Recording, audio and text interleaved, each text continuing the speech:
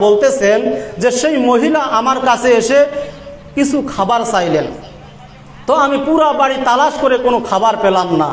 অতঃপর আমি একটা খেজুর পেলাম, মহিলাকে খেজুরটি দিলাম।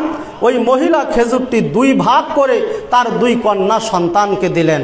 এবার মহিলা নিজে কিছু খেলেন না, ওই দুই কন্যা সন্তানকে দিলেন, তারা খেলো, মহিলা চলে গেল। এরপরে বিশ্বনবী মুহাম্মদুর রাসূলুল্লাহ সাল্লাল্লাহু আলাইহি ওয়াসাল্লাম যখন বাড়িতে আসলেন, আসার পরে মায়েশা সিদ্দিকা রাদিয়াল্লাহু তাআলা আনহা বললেন, ওই ঘটনা বললেন।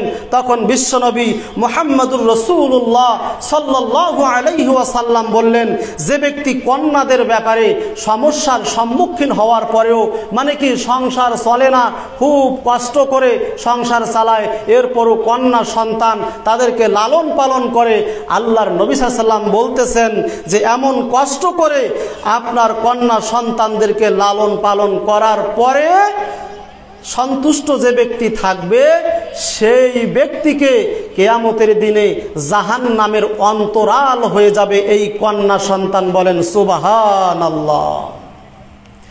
আরো হাদিসে এসেছে, আনাস ইবনে মালিক রাদিয়াল্লাহু তাআলা আনহু থেকে হাদিস বর্ণিত আছে, তিনি বলেন রাসূলুল্লাহ সাল্লাল্লাহু আলাইহি ওয়াসাল্লাম বলেছেন, মান আলা জারিয়াতাইনি হাত্তা তাবলুগা, মান আলা জারিয়াতাইনি হাত্তা তাবলুগা, যে ব্যক্তির দুইজন কন্যা সন্তান হবে, কয়জন?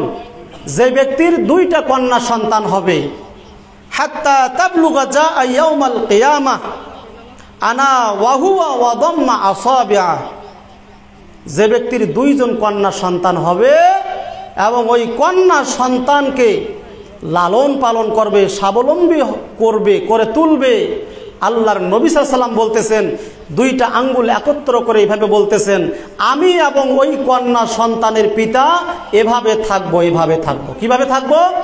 এভাবে থাকবো। আনা ওয়া হুয়া ওয়া দাম্মা আসাবিআহু, এভাবে থাকবো। বলেন সুবহানাল্লাহ। আর আমরা কন্যা সন্তান হলে কি মন খারাপ করি, তাই না? মন খারাপ করা যাবে?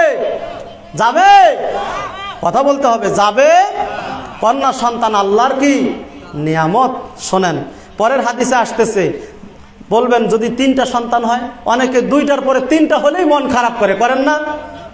দেখেন ইসলাম কি সম্মান দিচ্ছে নারীদেরকে, কন্যাদেরকে। রাসূলুল্লাহ সাল্লাল্লাহু আলাইহি ওয়াসাল্লাম